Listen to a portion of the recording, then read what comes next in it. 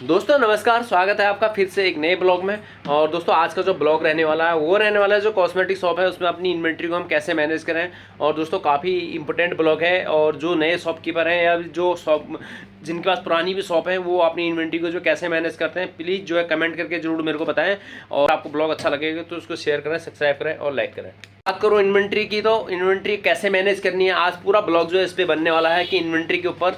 और अब मैं बताता हूँ आपको जो अब हमारी इन्वेंट्री होती है कॉस्मेटिक शॉप की वो हमें किस प्रकार से मैनेज करनी चाहिए। दोस्तों सबसे पहले जो इस पे होता है वो इन्वेंट्री पे जो हमारे जो प्रोडक्ट जो सेल होते हैं उस पर कॉस्मेटिक शॉप में जो अगर इन्वेंट्री हमारी अगर 4 लाख की है तो हमें जो हमारी डेली अर्निंग होती है, जो हम अपने कॉस्मेटिक शॉप में जो डेली की जो हमारी अर्निंग होती है तो उसको हम कैसे हमें और मैनेज करना है इसके बारे में भी मैं आपको बताऊंगा। और दोस्तों अब मैं आपको बताना चाह रहा हूं कि सबसे पहले जो है हमारी जो कॉस्मेटिक शॉप की जो इन्वेंट्री होती है, अगर हमारे पास 3 लाख की इन्वेंट्री है तो अब मैं आपको बताना चाहूँगा कि 3 लाख की इन्वेंट्री में जो है हमें कितना जो हमारी महीने की जो इनकम होती है उसमें से हमें कितना शॉप का जो पैसा होता है वो कितना हमें अपने पास रखना चाहिए, कितने के प्रोडक्ट जो है कॉस्मेटिक शॉप के लिए जो है लेने चाहिए। बताना चाहूँगा कि जो बड़े शॉपकीपर वाले होते हैं उनको पता होता है कि उनकी जो इन्वेंट्री है उनको किस टाइप से मैनेज करनी है। और जो न्यू शॉप वाले होते हैं तो उनको जो है इस चीज़ के बारे में पता नहीं होता। तो आज मैं यही ब्लॉग इसलिए बना रहा हूँ कि अगर आपकी दोस्तों जो पर डे की सेल होती है, अगर मान लीजिए अगर आपकी 200 रुपये की सेल होती है तो एक दिन की, तो इस हिसाब से आप जो नए नए शॉपकीपर है तो आपको क्या करना है, अगर 200 रुपये की अगर आपकी पर डे की सेल होती है, किसी दिन जो है 1000 रुपये की हो सकती है, किसी दिन 10,000 की हो सकती है। अगर आपने महीने में अगर आप 1 लाख का बिजनेस करते हैं, 1 लाख का अगर आप शॉप से जो है अर्निंग करते हैं जिसमें आपका जो है टोटल जो प्रोडक्ट की कॉस्टिंग होगी और आपकी जो डेली का जो शॉप का जो आप वर्क कर रहे हैं तो इसमें टोटल मिला के अगर आप 1 लाख का अगर दिन महीने में अगर 1 लाख का अगर महीने में आप जो है शॉप से अर्निंग कर रहे हैं तो उसका आप जो है 20% जो है आपको जो है वहाँ से उठा लेना है। 1 लाख का 20% का मतलब हो गया 20,000 रुपये जो है आपकी महीने की जो है वो बचत है। तो मैं आपको इसलिए बताना चाह रहा हूँ कि बचे जो 80,000 रुपये, 80,000 रुपये का आपको हर महीने के जो है आपके शॉप में जो प्रोडक्ट डालने हैं। वो जैसे जैसे आपकी जो है अगर 2 लाख की अर्निंग होगी तो आपको 30% जो है उसमें से ऐड कर लेना है। 4 लाख की अगर आपकी महीने की अर्निंग होती तो आपको जो है 35%, इस हिसाब से जो है एक अपना परसेंटेज आप बना सकते हैं कि 30% 35% जो आपको जो आपकी टोटल इन्वेंट्री होती है, जो आपकी टोटल सेल होती है उसमें से जो है 30% या 20% जो है आपको जो है वो आपको उठा लेना है। तो इस प्रकार से जो है आप एक कैलकुलेशन कर सकते हैं शॉप में कि ये काफ़ी इंपॉर्टेंट ब्लॉग है। दोस्तों मैं आपको इसलिए बताना चाह रहा हूँ कि कई लोग इसमें कंफ्यूज रहते हैं कि हमने शॉप में काम तो करा कितना, क्योंकि जब मंथ एंड होता तो उनके सामने जो है ये सब चीज़ें आ जाती हैं कि कभी किसी को जो है प्रोडक्ट लेना है तो कहीं से किसी को देना है, तो थोड़ा इन चीज़ों को आपको मैनेज करना आना चाहिए। तो आप एक अपना हिसाब लगा सकते हैं कि आप जो है 10 से 20,000 रुपये जो है आप मंथ जो है किस प्रकार से आप अपने शॉप से जो है एक आपकी बेसिक सैलरी हो किस प्रकार से जो है निकलती है। तो जो दूसरा पॉइंट है वो मैं आपको बताना चाहूँगा, ये भी काफ़ी इंपॉर्टेंट पॉइंट है। तो यहाँ पे अगर मैं आपको बात करूँ तो यहाँ पे मैं आपको बताना चाह रहा हूँ कि ये जो कॉस्मेटिक के जो प्रोडक्ट होते हैं, जो आपके प्रोडक्ट है जो मंथ में सेल हो जाते हैं वो आपको किस प्रकार से परचेज करना है। तो अगर मैं आपको बताऊँगा इसके बारे में तो आप सबसे पहले जो है इसको परचेज करने का एक तरीका है कि आप जो है हर वीक में जो है आपको इसको परचेज करना है।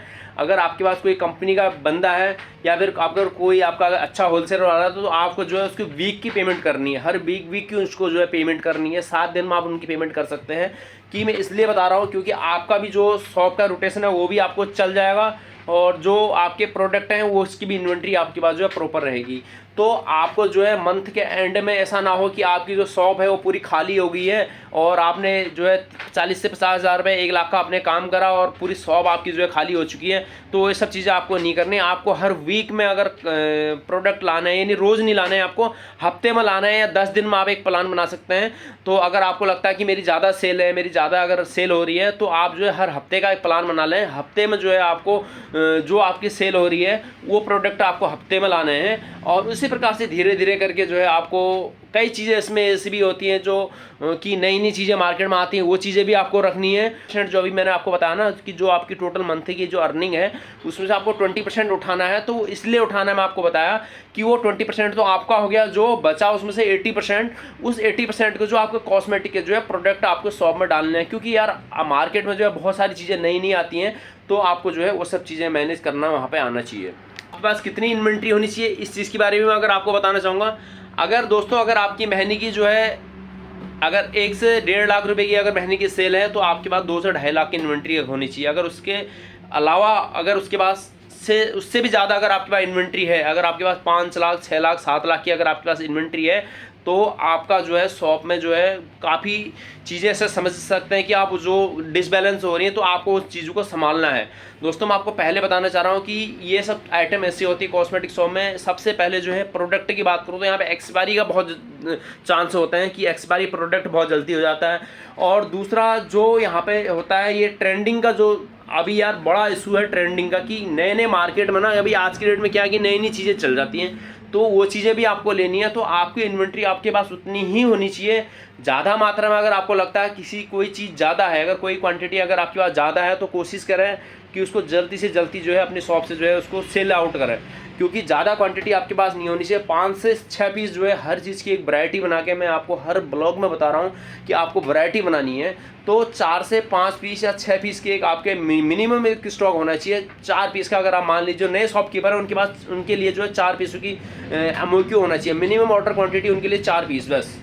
तो 4 पीस में आपको जो है अपना इन्वेंट्री जो है स्टार्ट करनी है। जैसे जैसे आपकी सेल बढ़ती है उस प्रकार से जो है आप अपनी इन्वेंट्री को जो है बढ़ा सकते हैं। दोस्तों अगर आप ज़्यादा इन्वेंट्री में अगर ज़्यादा प्रोडक्ट अगर अपनी शॉप पर रखते हैं तो वहाँ पे जो है ये सब चीज़ें आपकी जो है डिस्मिस हो सकती हैं। अगर दोस्तों बात करो इन्वेंट्री की, तो आपको ये सब चीज़ें इन्वेंट्री मैनेज करना ज़रूर आना चाहिए, क्योंकि आप अगर शॉप में बैठ रहे हैं तो इसका आप विशेष ध्यान रखें कि आपको इन्वेंट्री कैसे मैनेज करनी है। ये सब चीज़ें आपको आनी चाहिए शॉप पे, क्योंकि अगर इन्वेंट्री पैसा आपने लगा दिया तो उस चीज़ को जो है मैनेजिंग भी आपको आनी चाहिए कि उस फंड को जो है आपको कैसे रोटेशन करना है। और वो कंटिन्यू मेरे ब्लॉग में जो मेरे चैनल पे जो कॉस्मेटिक की ब्लॉग बन रहे हैं काफ़ी इंपॉर्टेंट है, आप इनको देख सकते हैं। जो न्यू शॉपकीपर है उनके लिए काफ़ी हेल्पफुल वीडियो है मेरी। और जो है मेरे पास जैसे जैसे कमेंट आते हैं उस तरह से जो है कमेंट के आधार पर जो मैं ब्लॉग बनाता हूँ कि कॉस्मेटिक की जो शॉप है यहाँ पे जो है ये सब चीज़ें जो है किसी को फेस ना करने पड़े, क्योंकि यहाँ से जो है आपको कुछ चीज़ों की हेल्प जो है हो सकती है। और दोस्तों जो इन्वेंट्री है आप इसका विशेष ध्यान रखें, आपको कैसे मैनेज करना है और किस प्रकार से आपको कॉस्मेटिक के प्रोडक्ट लाने हैं ये मैंने आपको आज बता दिया है। और इन्वेंट्री के अलावा आपको जो है आपकी कॉस्मेटिक शॉप में जो प्रोडक्ट हैं उनको जो है किस प्रकार से उनकी जो लोकेशन है प्रॉपर वो उस रखना है, इसका आप विशेष ध्यान रखें। क्योंकि अगर आपकी कई लोगों की आदत होती है कि एक प्रोडक्ट यहाँ पे होता तो एक प्रोडक्ट उधर होता है। अगर आपकी मैं आपको बताना चाहूँगा कि अगर आपकी हेयर एसेसरीज की अगर लोकेशन है तो प्रॉपर एक रैक में जो है हेयर एसेसरीज ही होनी चाहिए। अगर आपकी ऑयल की लोकेशन है तो प्रॉपर एक रैक जो है ऑयल की होनी चाहिए। तो मैनेज कर लें कि एक बिन में जो है एक ही प्रकार के प्रोडक्ट रखें। ज़्यादा अगर कोशिश करें, अगर आपके पास छोटी शॉप है तो आपको अपने स्तर से जो है उसको मैनेज करना है। ये नहीं कि कहीं कोने में आप रख दें किसी पेटी के अंदर उसको रख दें, क्योंकि कॉस्मेटिक शॉप में यार वही जो दिखता है तो वही बिकता है। तो अगर आपको आज का ब्लॉग अच्छा लगे तो शेयर करें, सब्सक्राइब करें और लाइक करें। और दोस्तों कल लाता हूँ आपके लिए एक नेक्स्ट ब्लॉग। तब तक के लिए आप स्वस्थ रहें और मस्त रहें।